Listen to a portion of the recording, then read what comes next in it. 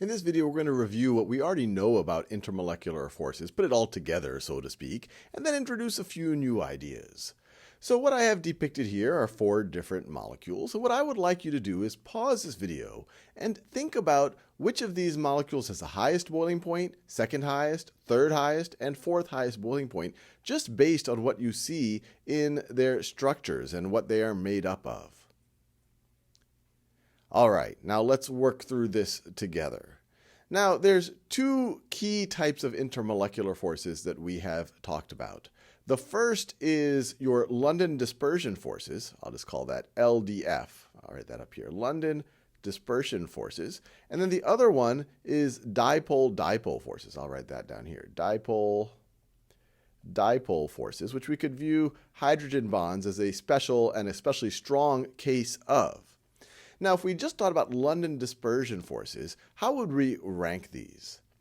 Well, London dispersion forces are going to be proportional to the polarizability, which is proportional to the electron cloud size, which is proportional to the molar mass.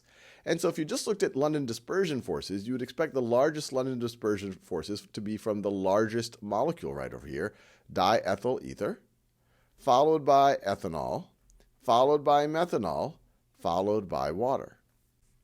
Now, what about dipole-dipole forces? Which of these is going to be the strongest?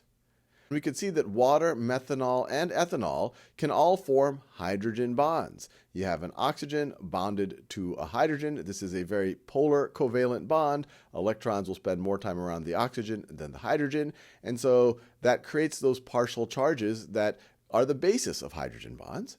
And water will have stronger hydrogen bonds than methanol or ethanol because you have 2 hydrogens in these polar covalent bonds with oxygen versus with methanol and ethanol you only have 1 hydrogen. Carbons are less electronegative than oxygens, so even these bonds are going to be polar covalent, but the disparity is not as big as when we're dealing with hydrogens, and that's why those hydrogen bonds are particularly strong.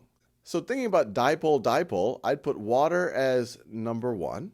I would put methanol as number 2, and actually I would make ethanol tied with methanol because they are similar from a dipole-dipole force basis or similar from a hydrogen bonding basis. And then I'd put diethyl ether last, so I'll just put that number 4. So how would we rank them overall in terms of total intermolecular forces and total boiling point? Well, the key is to realize in most cases, hydrogen bonds or dipole-dipole forces are stronger than London dispersion forces. So I would anchor my ranking on the dipole-dipole forces and then use the London dispersion forces as a tiebreaker.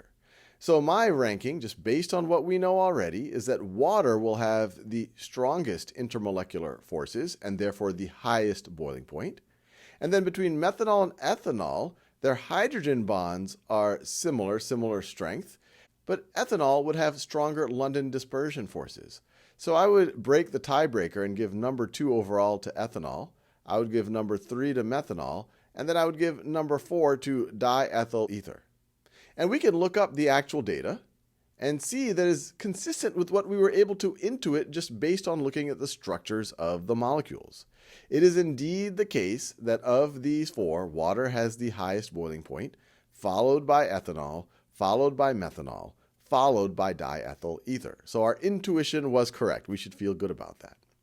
Now there's something new on this chart that we haven't seen before. We've seen molecular formulas, we've seen molar masses, we have seen boiling points, but what is this vapor pressure about? And we can see that this vapor pressure seems to be the opposite trend as the boiling point.